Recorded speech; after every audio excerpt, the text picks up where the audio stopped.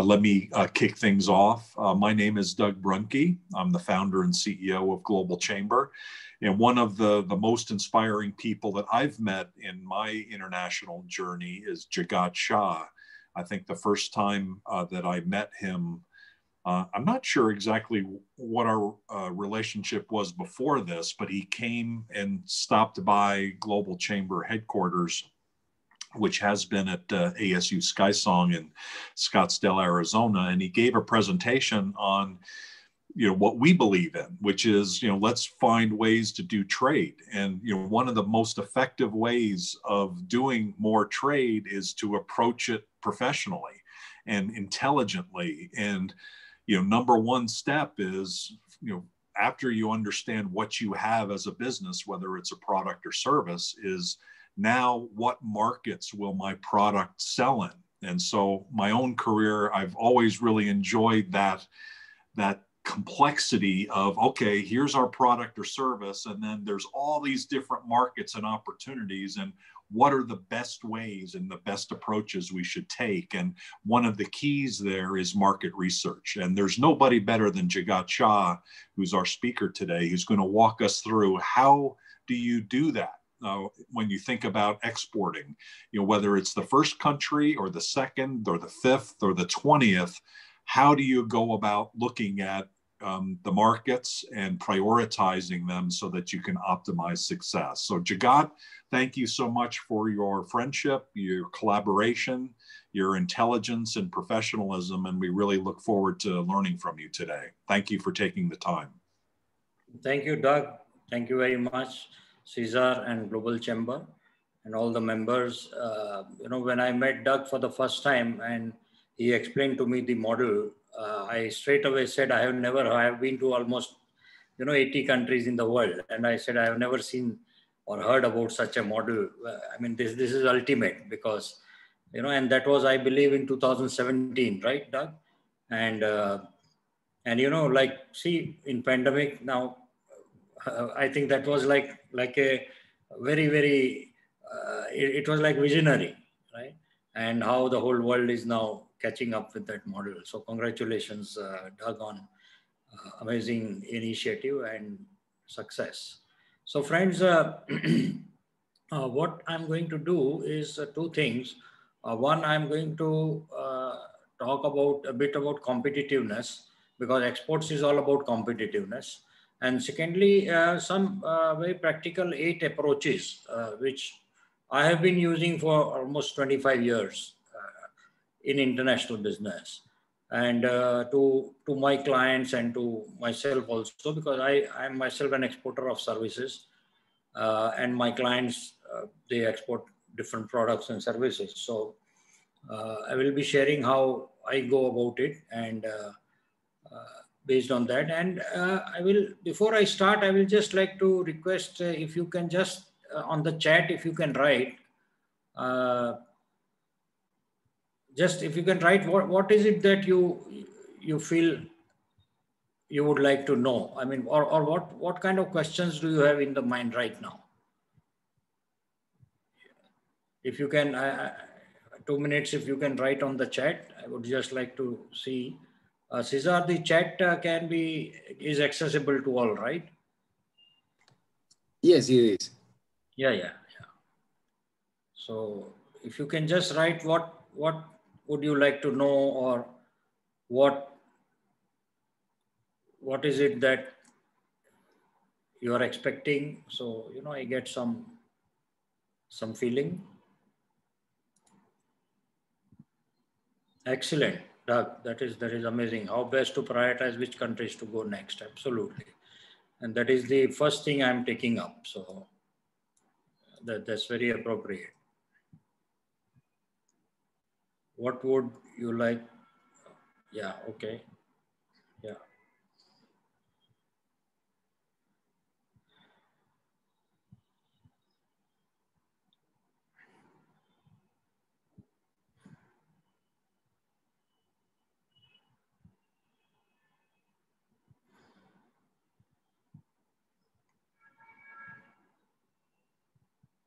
How to not get stuck in our own belief versus what the market wants. Absolutely.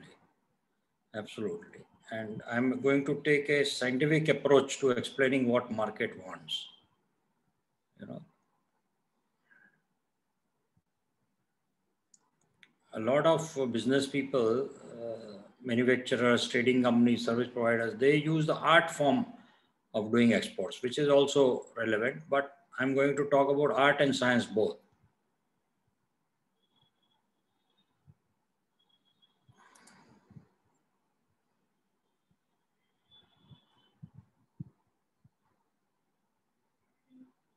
Okay, so fine. So then, okay, thoughts of risk mitigation in the assessment of entering new markets. Absolutely, very good. That is wonderful. And in a very practical way, I'm going to share that also. Excellent, right? Thank you. And I would also like to then ask, how many of you are into manufacturing? Or can you write if you are into manufacturing, trading, or services? Just if one of the three words or any two or three, whatever you do, like how many of you are into manufacturing or trading or services? Like you can say I'm, if you are in services, you can say I'm in services. So because you know, I will give examples of that kind.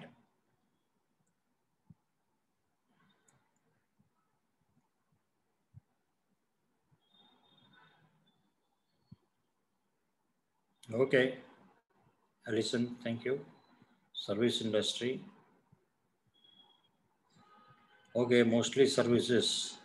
Okay, then what I will be doing, because my presentation I have prepared on product basis, but what I will do is, okay, Shane, services and manufacturing.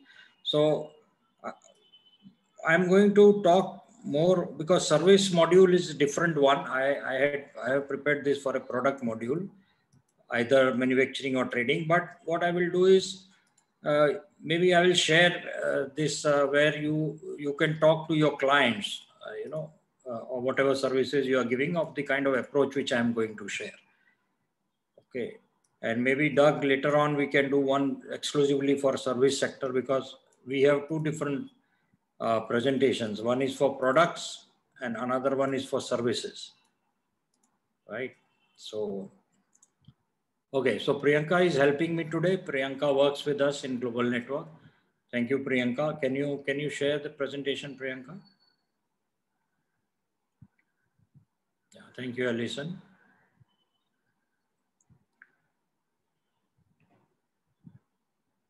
Is it visible, sir? Yeah, yeah. So, okay, can we go? So thanks, Doug, again, and Global Chamber. Next slide. So this is what our company does. We have been into international trade advisory for 23 years. I want to give this background so that, when I'm talking of many examples, you can relate to it. So we were the Trade and Investment Commissioner of Government of Manitoba, Canada and India for 9 years. And we have worked with US government, Senegal, Oman, Brunei. We have worked with United Nations project, EU projects, Government of India projects, World Bank. Almost every international donor agency has funded us. And we work on trade and investment and primarily with small, medium enterprises. And Vibrant Markets does market research work. And Global Network Digital Institute is the one we started in pandemic for the digital platform. And Mentor on Road is where we do a lot of mentoring on the road, driving around the world as a holiday. And Smart Village Initiative, where we are converting villages into smart village. We work with USAID in Afghanistan for 10 years, connecting Afghani businesses to global markets. And in India, we have a very popular event called Vibrant Gujarat, which we initiated. And then we did many of those. That is like an investment summit, trade and investment summit. And in pandemic, we started virtual expos. And we have done 4 already. And now we are doing an export reality show, along with a very prominent TV channel of India. So it's a very unique model of reality show, but exclusively for exports. So this is what we do as a work. Next slide. We have worked all over the world. I mean, almost there is no space, so many countries are not mentioned, but we have worked all over the world. Each project has been around from 1 week to 10 years. Next slide. These are all our funding agencies who have funded us in projects: European Union, USAID, UNIDO, World Bank, British government, German, several overseas governments, Microsoft, Rolls-Royce, OTF, Chemonix, DAI. Thank you. Next. So this is what I have always been talking to whenever I speak to small, medium enterprises anywhere in the world. I start with this competitiveness model. And I always say that exports is the benchmark of competitiveness. Why? Because the moment a company starts exporting, it is not only competing with companies within the country, but it is competing with companies around the world. So it means that the exports is the benchmark of competitiveness, according to me. And what is the definition of competitiveness? I define it in 4 parameters: efficiently create goods and services that meet global market demand, leading to rising living standards for everybody in the society, and that is sustainable into the future. So the second part of it is what we are going to talk today. And I tell small, medium enterprises that how do you know whether you are efficiently creating goods or services or not? So that comes particularly from, like I tell them, they always tell me that we do not know what is the best technology in the world. I tell them it is very simple. You don't have to really, you just go to YouTube and you write about your business or your product or your machinery, and you will see hundreds of videos, and you will come to know what's happening in the world, because the manufacturers of technology, they post these things, right? So digital, we are in a digital economy. I have been saying to the industry that we are now in a knowledge economy, digital economy, and work from anywhere economy. So we have to combine these 3 in our business models. So then innovation, processes, then that meet global market demand. I give very simple formula to everyone. I say, look, you are in business. You know whatever business you are in auto component manufacturing. Can you find, you should certainly be knowing that in your country, who is the best company in auto manufacturing, according to you. You would be knowing. So identify that company and check their website. What is the meaning of that? Why anybody would make a website? For 2 reasons. One, for the public relations, PR, and second, for sales and marketing. So everything about PR and sales marketing is generally reflected in a website as a strategy. So you will come to know what are they doing which you are not doing. And that is the benchmark gap. That is such a simple thing to start with. And then find out which is the benchmark website in the world for your business, which according to you. Now, what is benchmark, which company meaning? Sometimes it could be turnover wise, sometimes it could be profit wise, sometimes it could be number of people wise. You define, I tell everyone, you define what is your definition of best benchmarked company.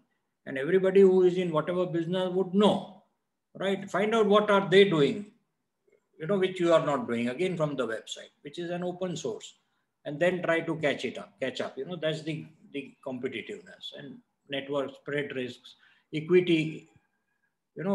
This is very interesting. So if you see US, why US is leading, why Facebook, Google, Amazon, Microsoft, Apple, why are they all American companies? Because very simple, and they all started small. We have seen Jeff Bezos in a small room working for so many years. And today we know the net worth of the person and the company, because in a very initial period, they gave equity in their company to smart people whom they wanted to work with them for 25, 30 years. Small companies always complain that people don't stay with us. So that is, equity is a way, but how many of us give equity as a model of growth, right? So that is something which is again a parameter of competitiveness. And lastly, sustainable into the future. So the pandemic has taught us the meaning of eco-friendly. I tell everyone, I say, doesn't matter what you are doing. You are into textile manufacturing, you are into auto component, you are into services, whatever. Start one new eco-friendly business. It doesn't matter what it is. And that will last for next 20, 25 years, and it will become your business. And we are in a digital economy now. We all have seen, a lot of manufacturers tell me that I cannot do work from home. So I ask them that when you go to factory, how many times in a day do you go to shop floor? So not many times. They said, no, I don't go. I call my shop floor manager to my office. So there are a lot of functions in a factory also, like finance, like marketing, like HR, which can be done from home, except for maybe some production related aspects. In fact, I used to work in Xerox, and my boss used to tell me, I mean, in Xerox, the salespeople never had a table and chair in the office. They said, what is the salesperson supposed to do in the office? The sales guy has to be in the field, right? So that's very interesting. So digital economy, knowledge economy, work from home economy, and the only permanent constant now is change. Either you can be an agent of change or a victim of change. So change is moving very fast and we have to adopt it. Next slide.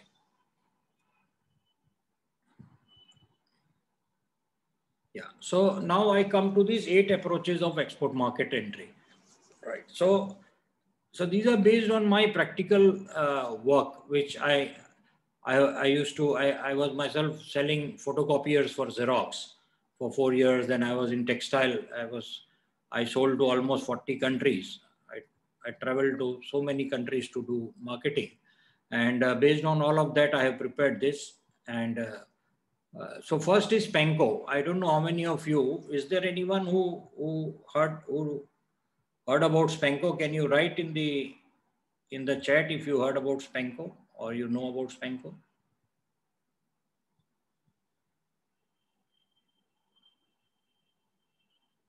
Anyone knows what is SPANCO or heard about SPANCO as a model of export marketing? Okay. So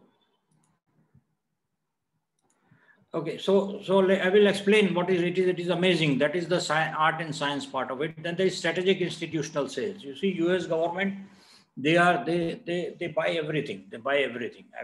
And like even services. And I'm going to show what all they buy. We ourselves sell our services to US government for almost 15 years. And United Nations standards, even in services and all products also. UN doesn't produce anything, right? They buy everything, but they are managing refugee camps. They are doing flood management. They are doing peacekeeping operations, and they need pin to play in everything. And how do they buy? And that is another way of exporting, right? And people think it's just exporter, importer, which is exporting. No, that is only SPANCO. There are 7 other ways. Then there is this opening of warehouse abroad. I will give very interesting examples of, US and around the world. And then online e-commerce sales approach as a tool of exports. So that is also very interesting. Visit abroad with a B2B plan, agent or representative appointment, joint venture with overseas companies who are your importers. It's a new model. And then participating in virtual expo. So we will go through this. Next slide, please. So this is how I define marketing, right? Next. Yeah. Next. Yeah, influencing the mental behavior, next, of another person, next, to make a decision to buy. There are 3 factors here: influencing the mental behavior of another person to make a decision to buy. So in every country, people buy in a different manner. If you look at Japanese will take a lot of time to make a decision to buy from you. But the moment they take a decision, they will stay with you for 15, 20 years. That is how they are.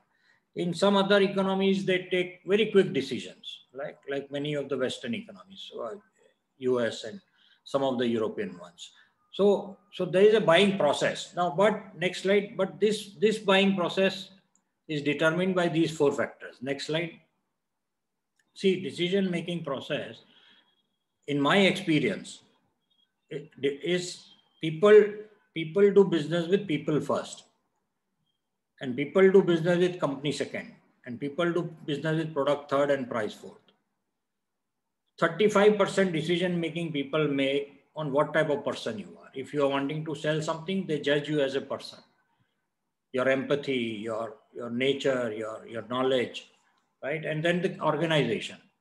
60% is straight away there, and product is 20%. That is why many of you may be surprised to know that 65% of the global trade all over the world is done by trading companies. They don't produce anything, they trade, they buy from a manufacturer. 65% of the global trade is done by trading companies in terms of exports and imports. Imagine, and price is 20%. A lot of people say no price, Everything works on price. Then how come the trading companies are exporting? If everything was priced, trading companies are buying from a manufacturer and adding their profit margin and then selling. So why can't a manufacturer sell with that price at which they are? Why can't the manufacturer export? Right? So price is fourth. So first two is almost 60%. And how to arrive to this, we will see now. Next slide. So, and then we look at science. So science is a systematic body of knowledge, proven process validated. If you mix two chemicals in same quantity, in the same temperature, 200 times, the result will be same. Right? So I always tell people, can marketing be converted, can it be converted into a science? Can A plus B plus C is equal to an export order? Possible? So a lot of people say no and yes. So next slide, and this is SPANCO. See, in SPANCO, next slide, 80% of marketing is converted into science. And I will demonstrate to you online today. Okay. So S is suspect, that which country can be buyer of your product. And you have to start with 5 countries only. There are so many countries in the world, and people say that which country I should start with, or which country next. So I always say, now how to shortlist 5 countries. That is the science, and we will come to that. Then in those 5 countries, only identify 10 importers. That is called prospect. That's all, 10, not more. And who are those 10? So they should be 10 similar to our size. If I am a small manufacturer, and if I say I want to export to Walmart, the first order, if I do everything right with Walmart, their first order will be 100 containers. Do I have the manufacturing capacity to do it? Right? And if I have that to do it, then I can target them. So 10 companies, now you got 50 companies with you. Then there is approach, how to approach and contact, right? So I always say the contact should be man, he or she. A person, he or she, who has money, authority, and need. If we are able to identify the man, 50% of the sales is done without even having made an email or a phone call or even having met the person. Okay, so how to identify man? There is a science. Suspect is science, prospect is science, approach is science. How to identify who is the right person? That is LinkedIn, and I will take you through that process. And approach is like self approach. One of the best approaches I have found, and I have myself used it, is self video of 2 minutes. That who I am, because people do business with people first. Then 2 minutes video on your company by somebody else in your company. What is your company? And 2 minutes on product. 3 separate videos of 2 minutes each and posted in YouTube and given a link as your email signature. That is every day you are marketing, and that is one of the ways of approach. We will see. Then negotiate terms and price. Then close is an art form. See, close is the only art. Everything else is science, and I will demonstrate online today. Close is the only art form, because that is about empathy, reliability, competency, integrity, vulnerability, which is all part of you as a person. And it cannot be converted into science. It is a reality, and it comes out. You cannot bluff. You cannot be artificial about it. It is natural about you. So that is the art form. And then there is an order, which is also science, either a performer invoice you give and which is converted into an order or a purchase order. So that's SPANCO, and we will see. We will go through some of these steps to identify that. Okay, next slide. So this is just for theoretical aspect. If somebody is interested, that's our pipeline. Next slide. Okay. So now we start this process. Okay. Now I will take you through the, see, now we are going to suspect. All of you may know that there is a HS code system in exports, harmonized system. Also known as International Trade Classification. In 1985, all countries in the world came under GATT, which is now WTO. General Agreement of Trade and decided every product will have a number in every customs in the world, which will be the same. So that is the driving force of SPANCO. And so trade map is by International Trade Center in Geneva, a United Nations body, which has agreements with every customs in the world except 6 countries, and those customs real time send their customs information to ITC, and ITC puts it together into a data format, and that is called suspect S, which country can be buyer of my product. From this trade map tool you can find out. So that is the starting point, because we have to identify 5 countries. So can you, Priyanka, bring down the presentation? Then I'll share my screen and I will take through an online demo. Yeah, thank you.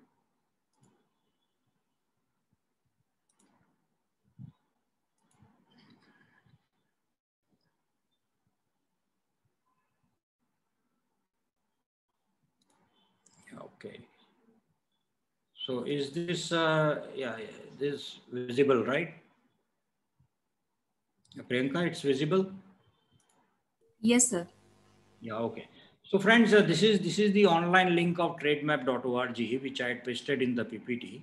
And if you, I'll take example of rice. You can take anything, right? So 1006 is the rice HS code. Okay.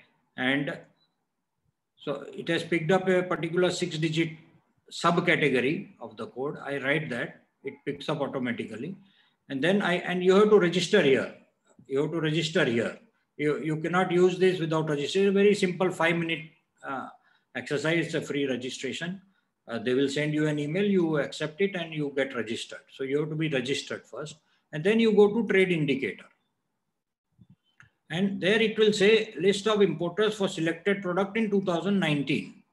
And this is from all over the world, right? So it says rice was imported by entire world. So much value, so much quantity, and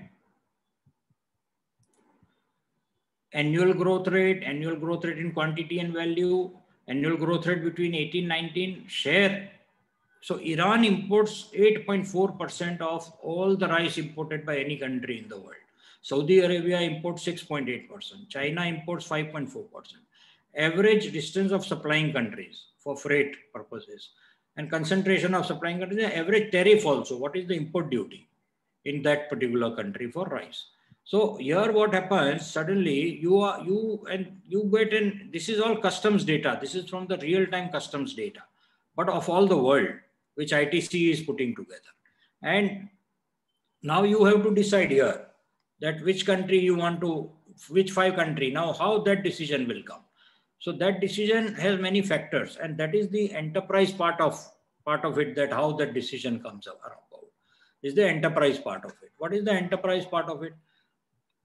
If it was, see, the data coming to you is science, but the interpretation of data is an art.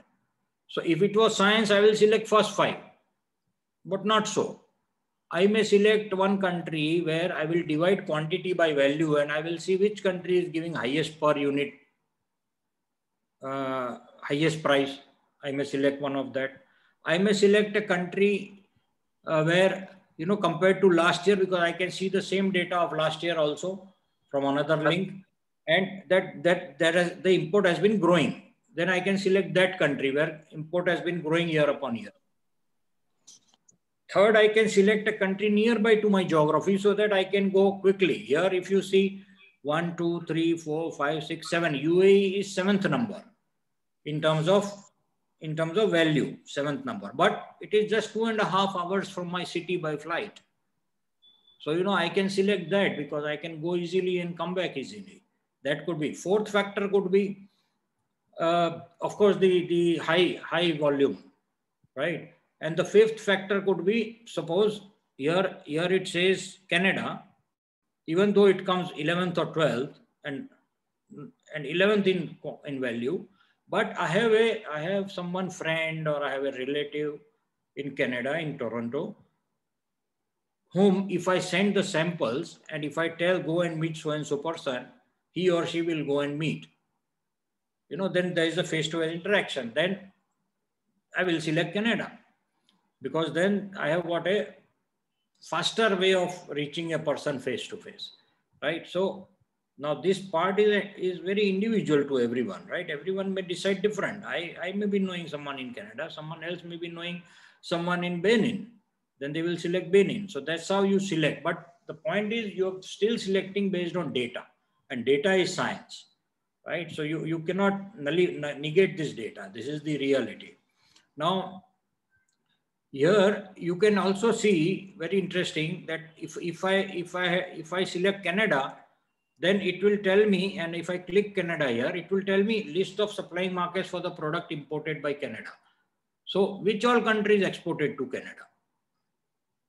So US, Thailand, India. Why US? Because US is importing from other countries and exporting to Canada. There are a lot of companies who do that. I myself have clients. So then Thailand, then India. So Canada is importing from these countries. So now I know my competitor countries also. I know my competitor countries.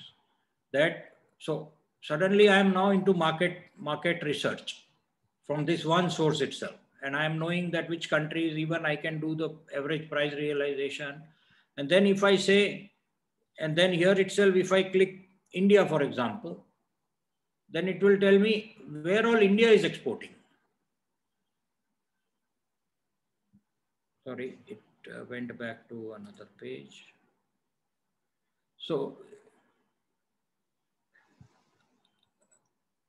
right. So this is, so if I go to, for example, yeah, right. So we got it. So list of supplying markets for the product imported by India, right? Now, I change this to exports on the top, right? So this comes to the export, the list of importing markets for product exported by India. So these are the countries. So you can do n number of permutations and combinations, and you are now able to suspect. This is S, very simple, right? So this is the suspecting part of it, and you identify 5 countries. So I hope this is clear to everyone. Then I will move to the prospecting one.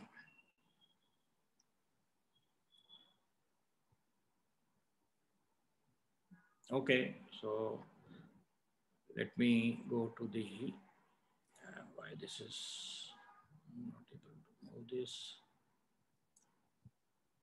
Okay, so now we go to P prospect. Okay, now suppose I go to see what is very interesting in WTO now. Every country is supposed to, actually by 1st January 2021, every country was supposed to put all their customs information online for everybody to be seen. And some countries decided that we will keep it open. Some countries decided we will have a username password kind of a operation. Some countries decided we will sell this information by a payment. Some countries like US has tied up with agencies who are paying them a fee, and agencies are sharing this information based on fee basis. But every country, as of today, 160 countries data, 160 countries customs data is online. I'll take you through Canadian customs. Okay, so now this is Canadian importers database. You simply Google Canadian importers database and you will get it. And you go to importers by product.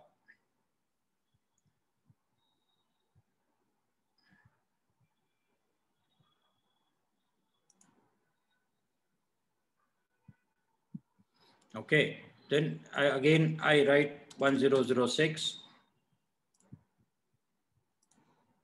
the rice one.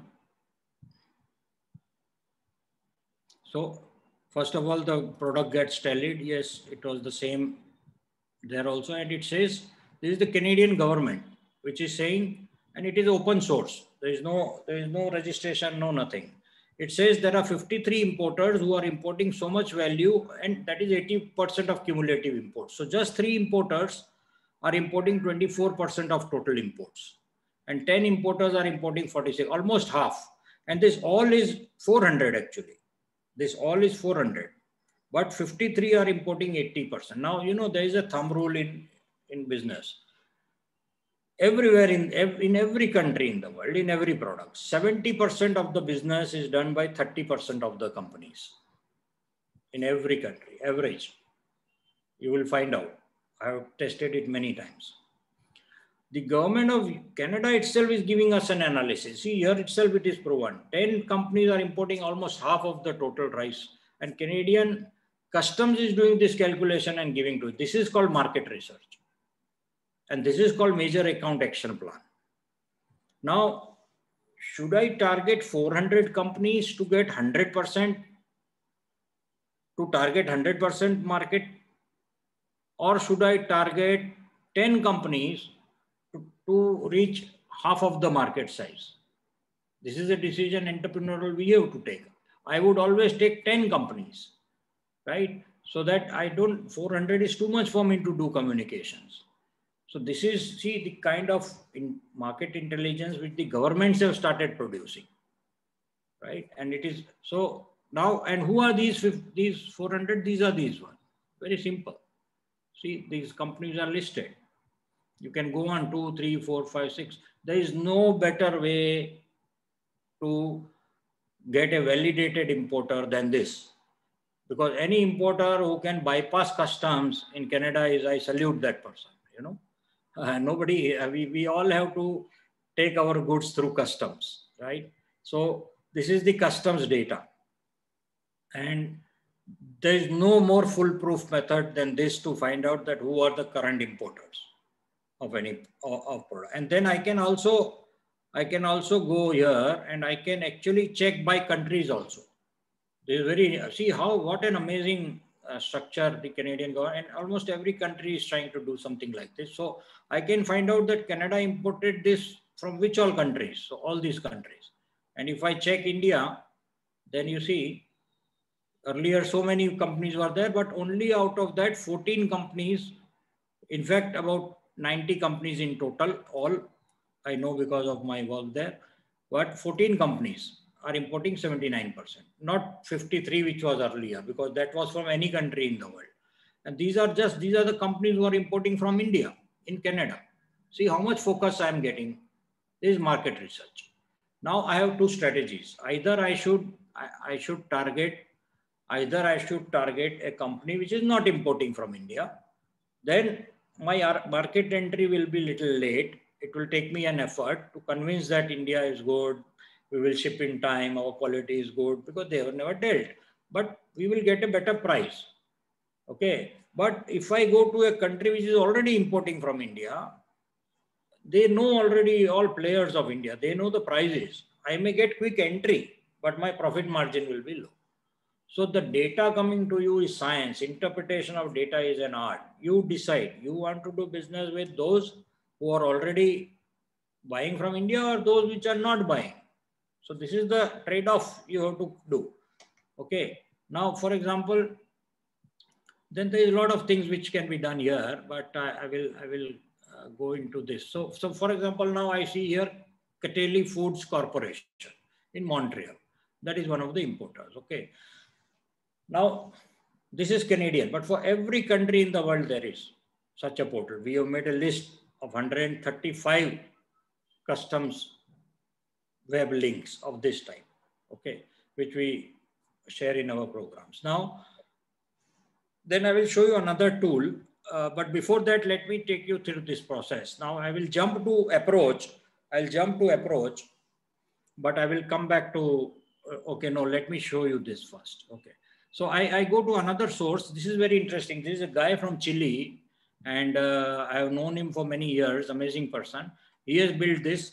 This is for every country in the world. This is amazing. And he pays to the customs to get this data. And this is called IMEX, Import Export dbusiness.com. Okay. So if I say, for example, if I say India, right, and exports, and I say 1006, this is a sample free search. Otherwise you have to pay for it.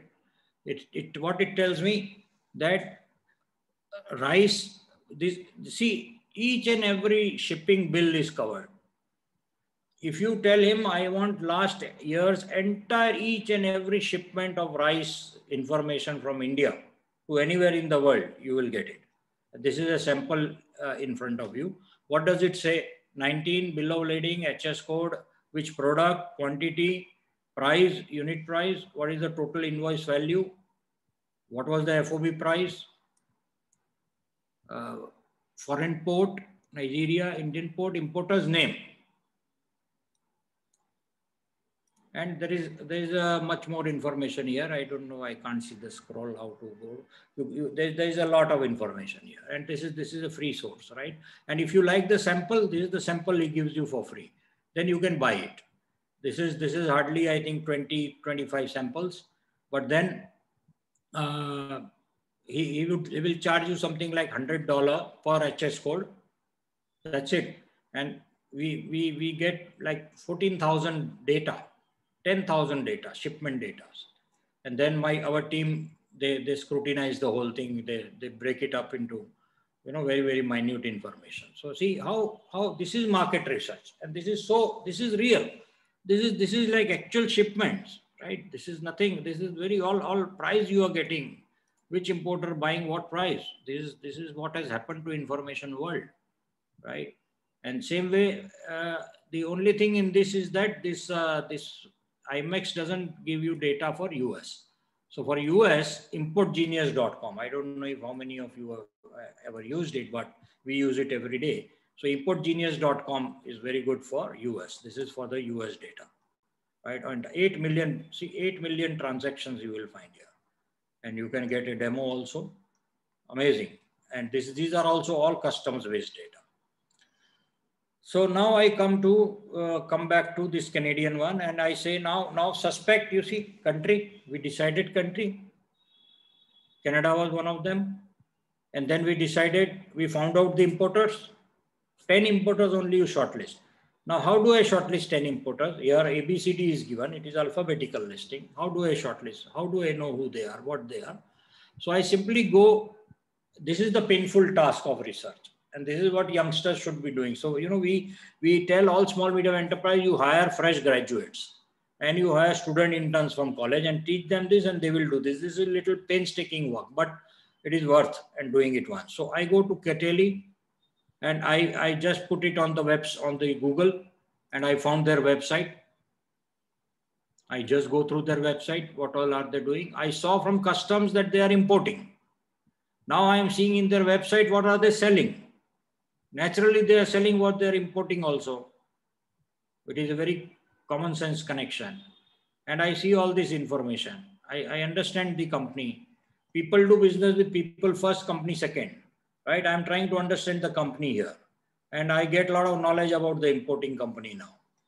I go to recipes, I go to so many things about us, and I research the company. Now I'm knowledgeable about the company. People do business with people first, right?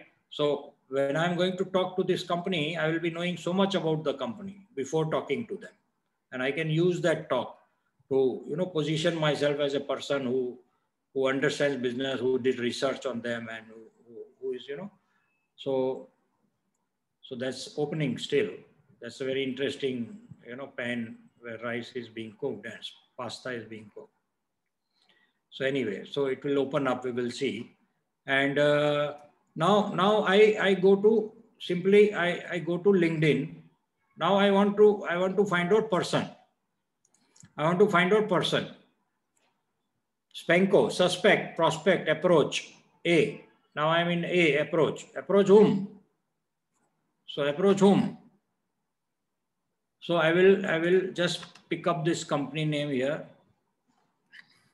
And how do you know who is your man? He or she. A person who has money, authority, and need. A person, he or she, who has money, authority, and need. MAN is the man, right? So I pick that up. I go to my LinkedIn page. I put that there. It just tells me there are so many people.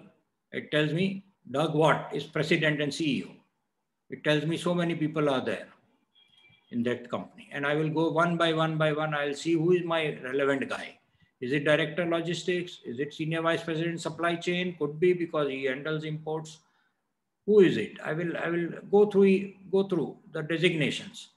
And for example, I just want to check out Doug Watt. He's the CEO. Then I understand what it is. So 2005 to 12, he was VP and GM, 7 years. Now he's president since 7 years. Okay, where he was working earlier. What is his education? I'm so much learned about him now. Now when I'm going to talk to him, he is not mentioned here, but some people mention their hobbies, some people have recommendations, some people have skills, endorsements. I'm going to talk about that first. Something common which I found with me. Here he is mentioned. So now I will send him a request. I already sent him a request to connect with me. And he will connect with me if in my profile he finds that I am related to the kind of business which he is into. So that is what I tell everyone, that you have to make your LinkedIn profile to match with whom you are going to communicate. And you can keep changing also. You can keep changing if your target market or target product is changing regularly. So here whenever he accepts me, I'm going to send him a message. Even otherwise, I can send him a message as a premium customer of LinkedIn. And I will write something interesting, not that I am a businessman and I make this price and I want to export to you. No, I will write something based on his profile, right? So that is the art part of it. See, that is the art part of it. What data is coming in front of you, Doug? What is the science part of it? What I should write to him is the art part of it. That is the art and science of exports. And then once he replies to me, then we move our communication to email. This is the mistake many people make. I always tell everyone, email is not a means of introduction. Email is a means of communication. It should never be used as introduction. I was myself an importer. And we had instruction, any introductory mail, select and delete. 400, 500 mails used to come. We were very large importers. We used to import 400 containers a day, the company where I was working. So everybody used to write to us. No, but these are the ways by which you approach. So this is approach, suspect, prospect, approach. Now you see, I found out Kateli, I have approached. Now I am in touch with the person, right? So this is how is SPANCO. Can we go back to the PPT now? Yes, sir. So I think I will have to stop sharing. Yeah. Anybody has any comments here?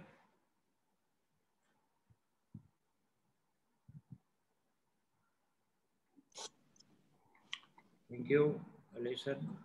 Love the science and love the art as well. Pardon? I love the science that you're introducing us to, and I also love the nuanced art. Yes, absolutely. That is so required. So please leave your questions in the comment field, folks, and Jagat will get to it. Yeah. So I have just pasted some of this same information which I took you through in the PPT. Next slide. Next. Yeah, that's the website. Next. Yeah, that's country-wise. Next. For any product, you can find that out. Now, approach, we saw approach. Next, through LinkedIn. See, we found out all these people. Now this is a very interesting concept of SPANCO, where it is spend, worry, and earn. Okay, so this is primarily see, research and development is the back end, and that is the backward linkage to economy, research and development. You can't do R&D without spend, worry, and earn, right? You have to spend first, worry, and then earn. Same way, market research is spend, worry, and earn. You have to spend first, worry, and earn. Sometimes the result of a market research is that this market is not good for us. It's a good result, right? But this is where people are not understanding. And when I say spend, it is not necessarily money. It is time. You see, to do all this, how much time it takes. That also is money. I mean, spending time itself.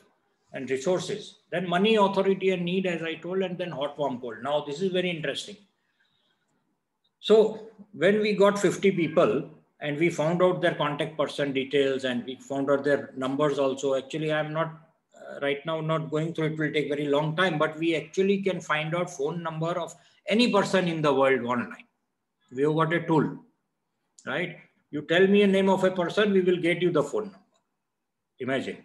So then you make phone calls to them, right? So you have connected on LinkedIn and some communication has started, pick up the phone and make a phone call. In the LinkedIn, you can say, I'll call you on this date and time. Is it okay? And then when you make a first phone call, you classify that call as a hot, warm, or cold as a prospect. Hot is someone who will give you an order in next 30 days, warm in 90 days, and cold maybe 180 days or maybe not. The trick is convert cold to warm, warm to hot, and hot into order. Okay, next slide. So we will see a conclusion of. So this is very interesting, SPANCO. You see, 5 countries, 10 importers, 50 importers listing, spend very on approach, make 50 phone calls, not introductory emails, calls first. Then hot is 30 days, 90 days, 180 days, I told you. Now, this is based on huge amount of data of the world, including our own data. 5 to 10% of the hot will convert into an order. Sorry, it is not like that. 5 to 10% of 50 will be your hot, and 15% will be warm, and 75 will be cold when you are making the phone calls. This is a standard formula. Now my take is like this. That see, sitting in this room right now, last 40 minutes, if I am able to find out 5% of 50 is two buyers in a hot category, sitting in this room in last 40 minutes, what an amazing power I am sitting on. And then I have to only convert it into a transaction, right? So convert cold to warm, warm to hot, and hot into order. And this is a proven formula, but you have to go through this process. Okay, that is the market research process. Next, please. Then negotiate is very simple. It's terms and price, and close is an art form, I said, and order is also a format. There is nothing great in this. Next. It's very simple and straightforward. Now we come to the second aspect. Can you go back one slide? So, we finished SPANCO. Now we are talking of strategic institutional sales. Now SPANCO is only one of the 8 methods of international market entry. Okay. Second is strategic institutional sales. So US government and UN business. Let's see. Next. So if you want to do, I don't know how many of you are registered with SAM. Can you write, is any one of you registered with SAM as a US government contractor? Even for services, we are registered with them for services, right?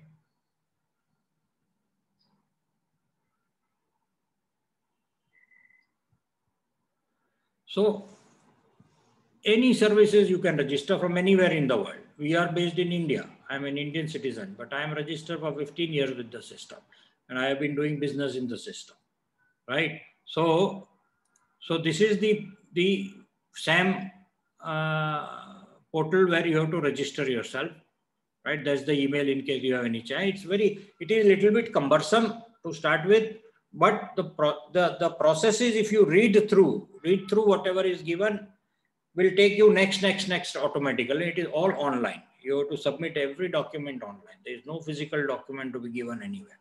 I can do it from here. I can do it from anywhere in the world. Anyone can do it, right? So that's a good thing. Next.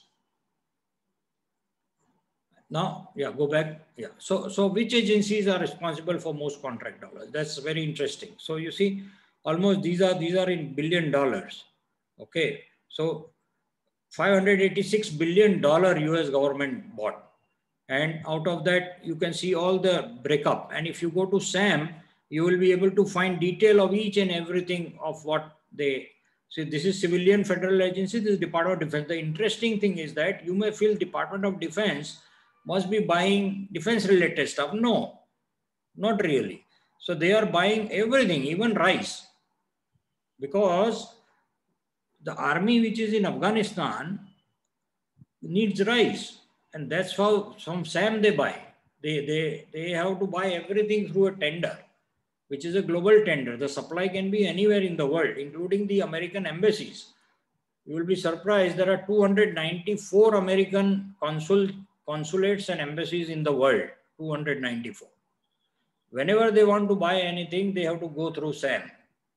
And if there is something which American embassy in Delhi wants in India, and I am able to provide them, I am paid in US dollar. It is exports, right? Deemed exports. Next.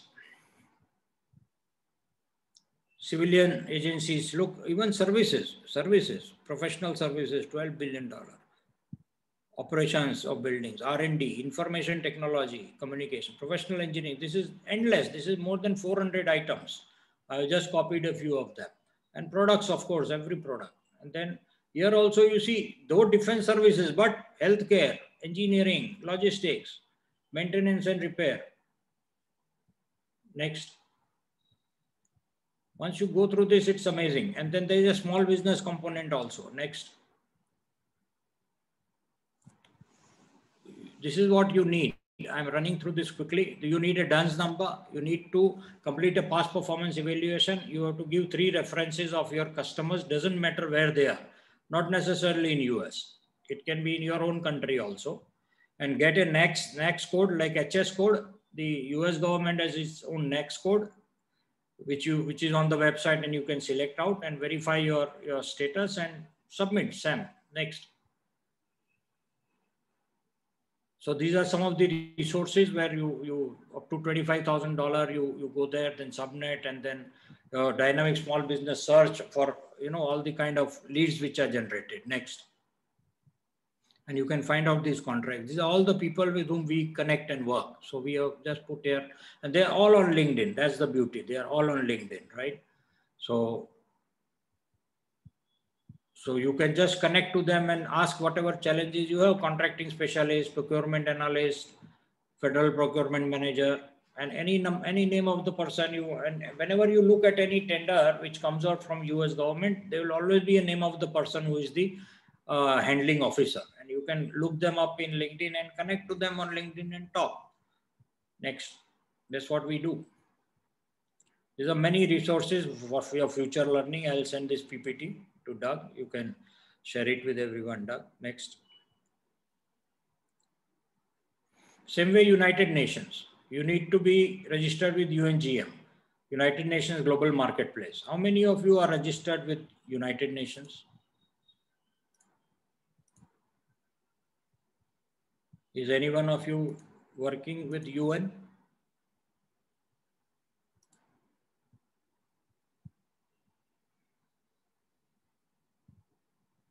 Okay. So United Nations also buys pin to plane, everything. Next. See, their procurement, Asia, IS, they have been doing $6 billion. Europe, sorry. The procurement country-wise. Next. So every country has an opportunity. Of course, they are all open tenders. See, when we say UN, people, we have to understand there are 30 supporting agencies of UN. But all of them, they buy through this UNGM. So you have your Africa Development Bank, UNCTAD, UNAIDS, your PAHO, UNDP, UNICEF, UNESCO, UN Women, UNHCR.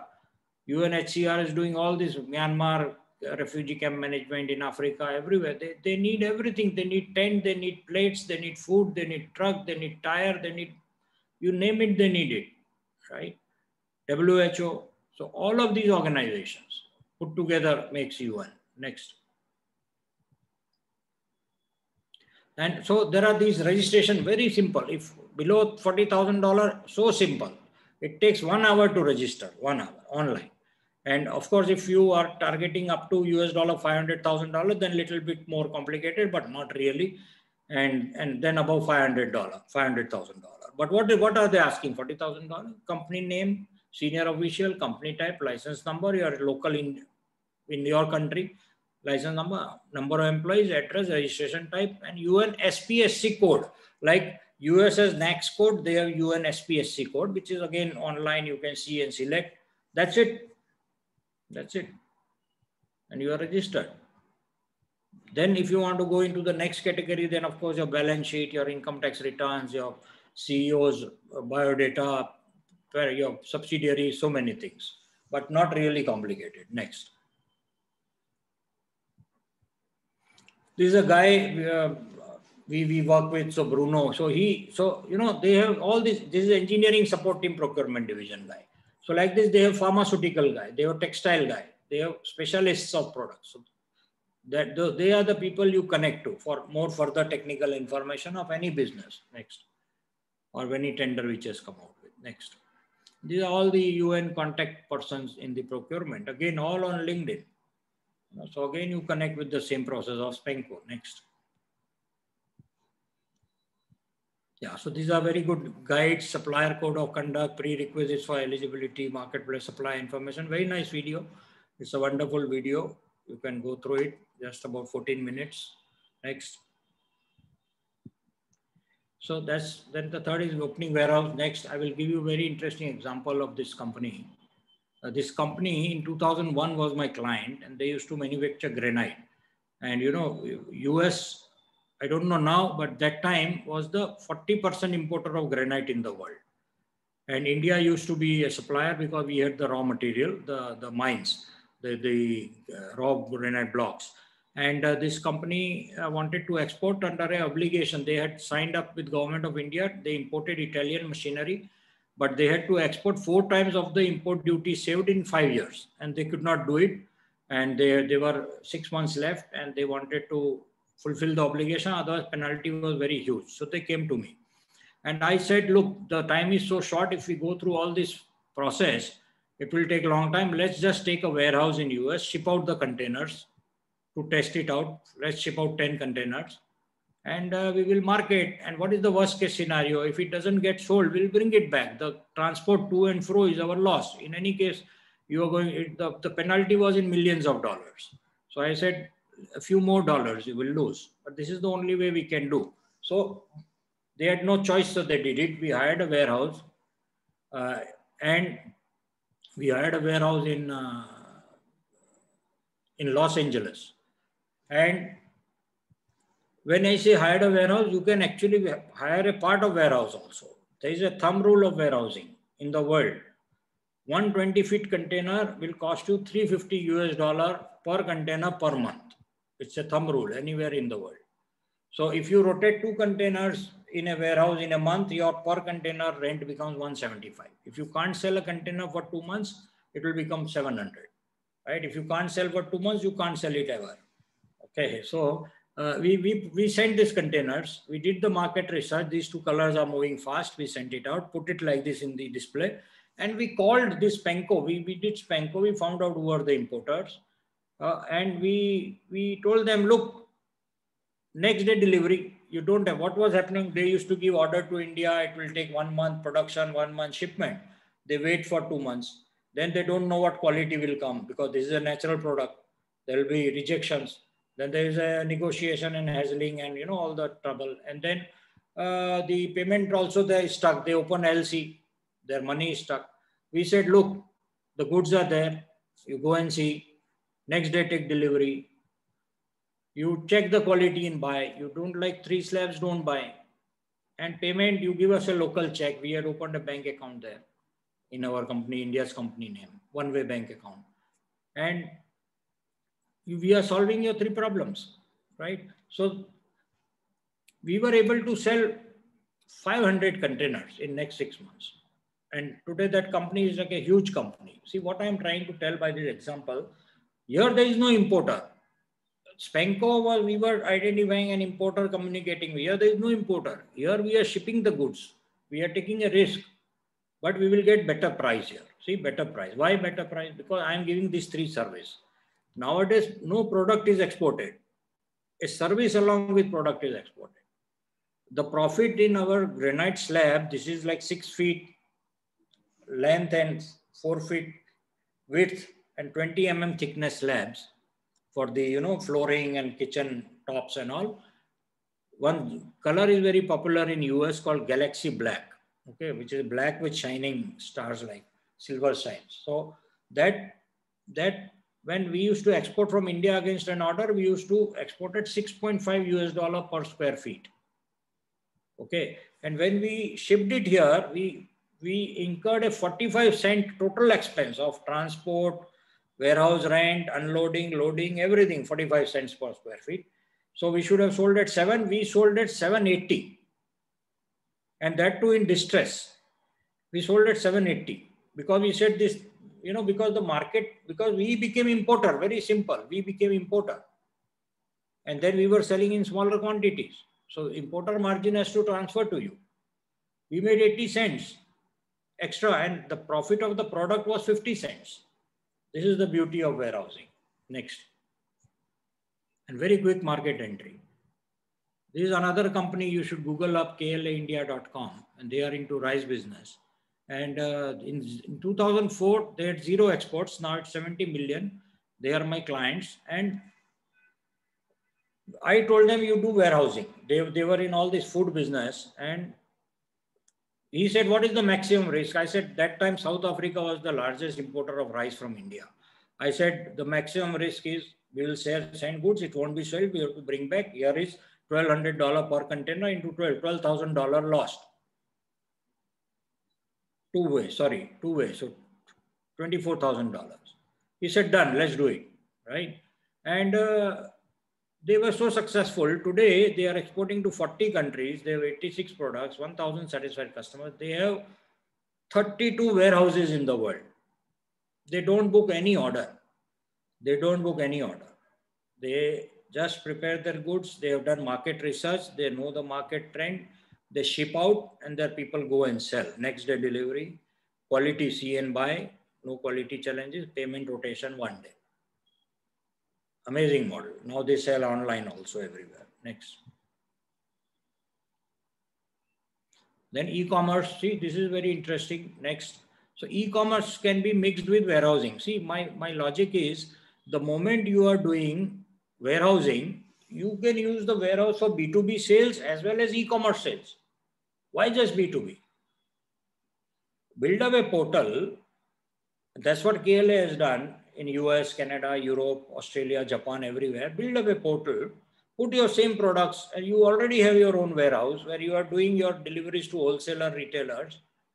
Now you do your deliveries to directly from your standalone portal also.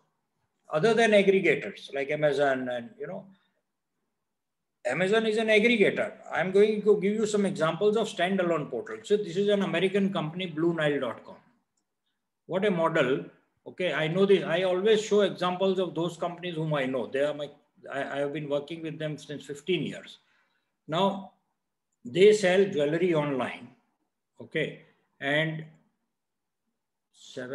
their sales is now $740 million.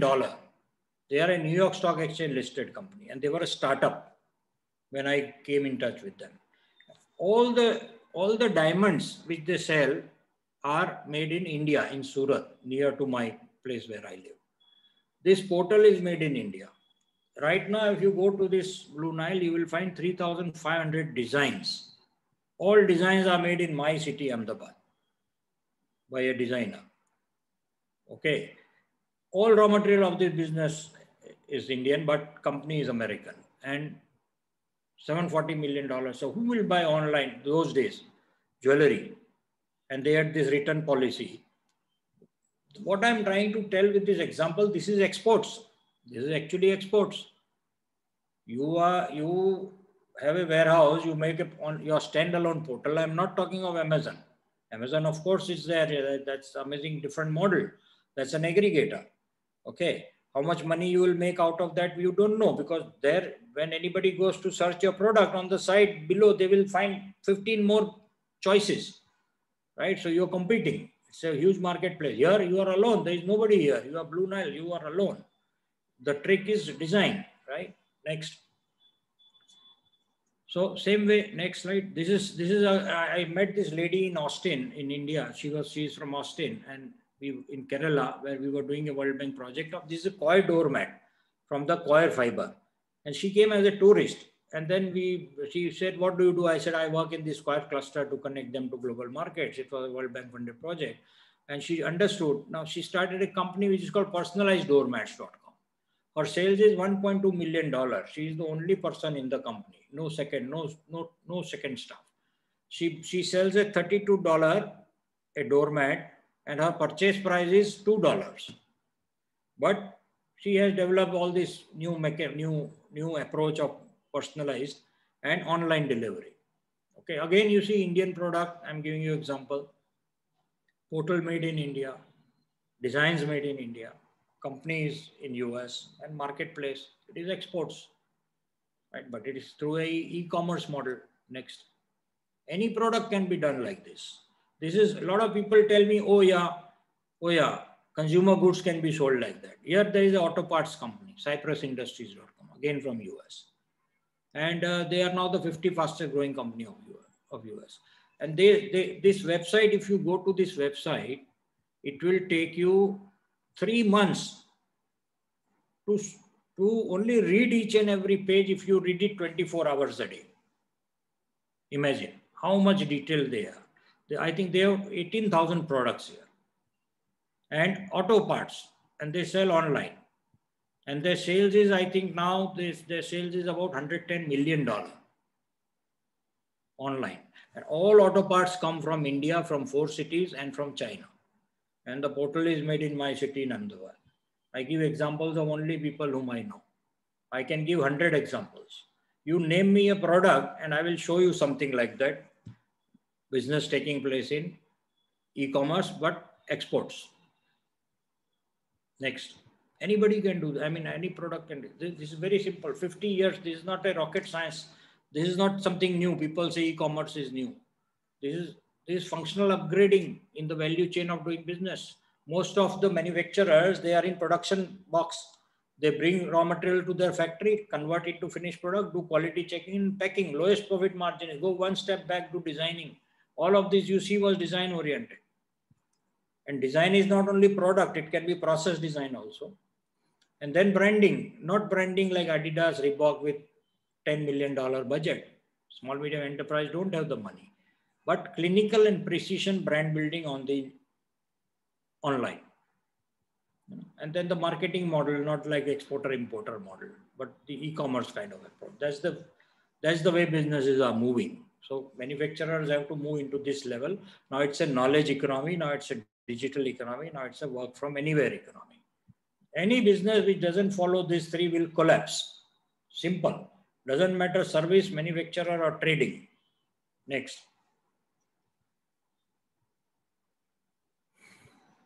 So visit abroad is, many of you must have traveled, nothing great. Next slide. There is a plan you should have. So 2 to 3 months in advance. Use SPANCO to identify companies. Fix the number of cities you will go to. Fix the dates. Write to your embassy. You know, I don't know how, but like our Indian embassies are very, very helpful. They are very, very commercial oriented now. Fix buyer appointments, day-wise schedule, meet them on time, take gifts, whatever. You know, that's very simple. That's one way of market entry. That's it. You go on a visit plan, have appointments fixed, go and do your sales talk, try to get in business. Right. Next. The social media and all should be matching with your visit. And agent representative appointment. Next. Next slide. So this is American, many of you may be knowing perhaps. Mana, I use them a lot. I myself remember. Mana Online is Manufacturer Agent National Association. Not for profit. Amazing group of representatives. Again, HS code based. You write your HS code, you will get your representative. Right? And then you work with them, make a proposition. There are very interesting models here.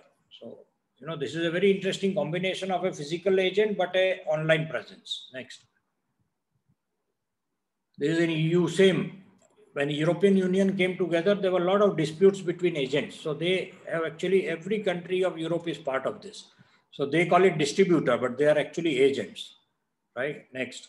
See here the commercial agent section. You can register here. Then joint venture route. Next. This is also a route of exports. Okay. So joint venture. Now what's happening? See, this is very interesting. So technology, because you see, technology is about spending, no? It is about R&D. You know, a lot of people say India, why they don't, India is a poor country. India should feed its people first. No, we are still struggling with that. So technology is in US, Canada, Europe, Japan, even China, I will say. China, I was in China, I was working in a Chinese company for 6 years. I know China took all the technologies from Western countries and they care zero about patents and trademarks. They don't care even today. And they just copied it. And that's why they have technology. And they copied it to Chinese needs, right? So technologies are there. Market is India. Like take example of Canada. Canada is one of the highest per capita patent in the world, owner. But what is the population? 30 million. India, 1.3 billion. So technology is there, market is in India. Marry the two. That's my theory. Marry the two. Here is one example. Next. And very interesting example of export. So this is a company in Canada which was making these road sweepers. And in India, we do not have a road sweeper which will sweep 100%. There used to be road sweepers which will clean up 80%. And Mr. Modi, when he was the Chief Minister of Gujarat, my state, he wanted to bring latest technology. So we brought this equipment and we found it was 100% sweeping. We did a joint venture with an Indian company. And in 2 years, this Indian company was able to reach to the quality of the Canadian company. And the cost of production was 45% cheaper than Canadian. And the Canadian company simply said, you don't sell in India, we will buy back 100%. They started making more profit from their Indian product. Today, they have 3 factories in India. So what I'm trying to say is that technology, if we do not have, then there is a model by which you can bring in technology and become an exporter, right? It depends country to country, but I'm giving some examples in which I have been involved. Next. And this is a reverse technology. This is actually a technology transfer from India to Senegal.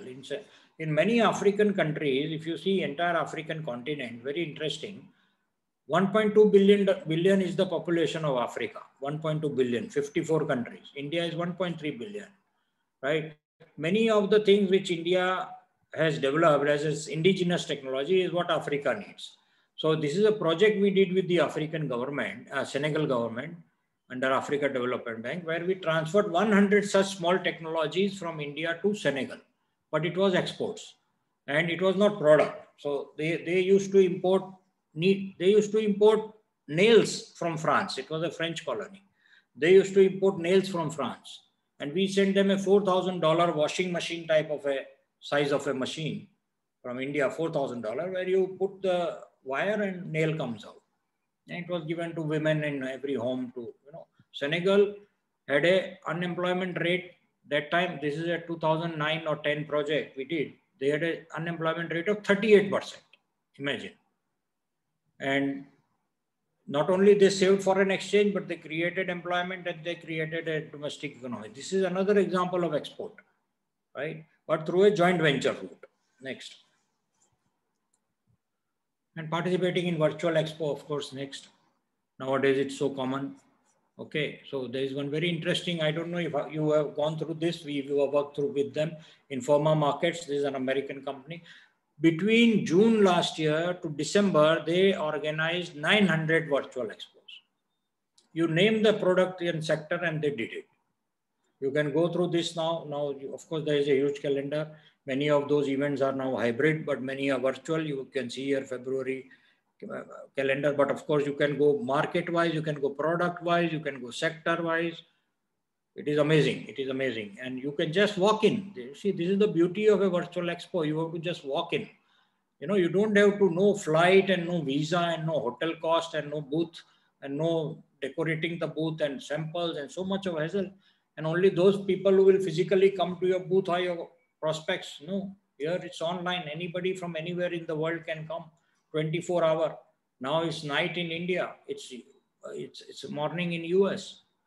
Virtual expo is open 24 hours. Doesn't matter from where. This is the future. This is how everything is happening in business now. Next. There's another way of exports.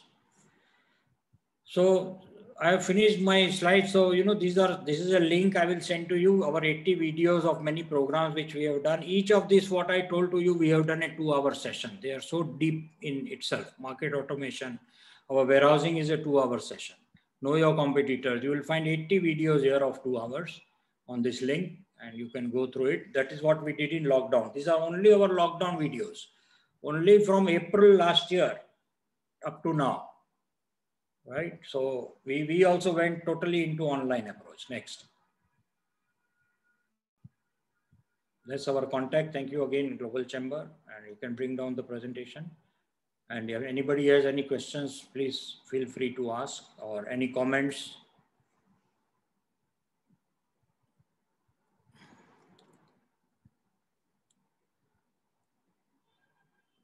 So how do you know which countries we need to choose for right products? I mean, in terms of exports or joint venture or what?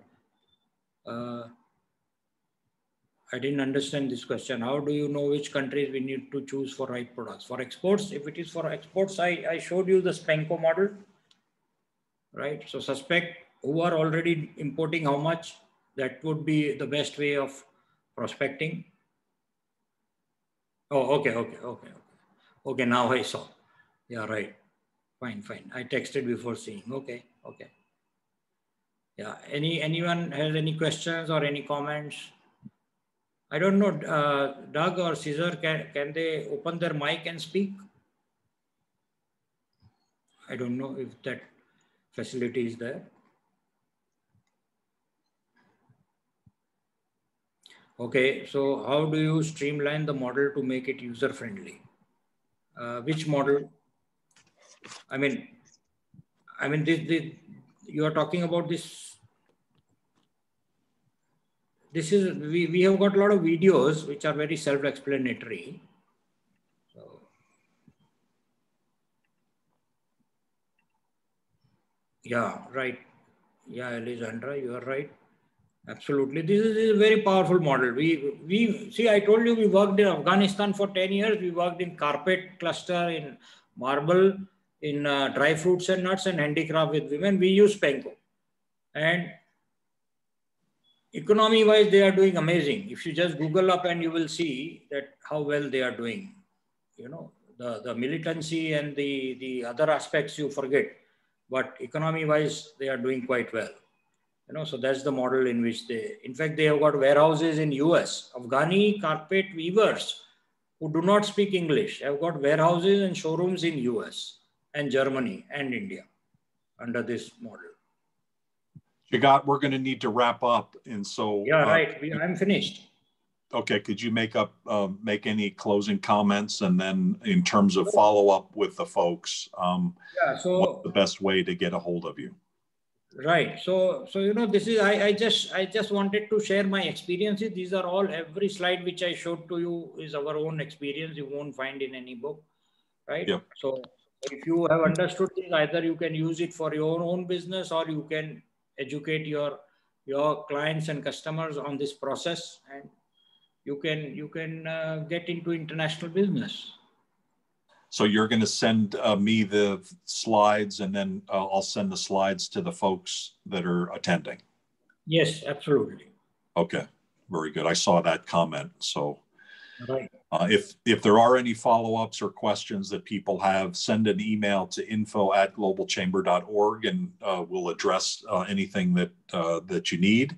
But really great information, Jagat. Really, I thought that was insightful, a great, unique way of approaching it. And I love the science part of it. As an engineer, I love the science part, but as a business guy, I love the art, that you talked about as well. And I love the way you broke that apart. There's so much science you can do, but at the end of the day, to close the deal, try to explain that to somebody scientifically. And, it's, I've tried, it's tough, and it's just experience. And, some people are natural at it, but still, we all can learn. And we certainly learned a lot today. So thank you so much for taking the time. Really great information. Pleasure. And anybody is free to connect. You can share my contact details with them also. Okay. Thanks everybody for attending. We're actually starting in 3 minutes, the Global Chamber San Francisco Metro meetup. If you'd care to join, pop me an email and I'll make sure you've got the link, or you can go to the Global Chamber event page and join us as well. It's going to be a full house, it looks like. And so thanks for attending today. Keep exporting, keep thinking about it. It's, you know, it's the lifeblood of the world to keep trade flowing. And when trade flows, we have better understanding across borders. And it's something that not only creates wealth, but it does create a better world. So thank you for taking the time, all of you, to think about it and to actually practice it, to get better at it. And let's keep making progress. Thanks, everybody. Okay, thank you, Doug. Bye. Thank you, Priyanka.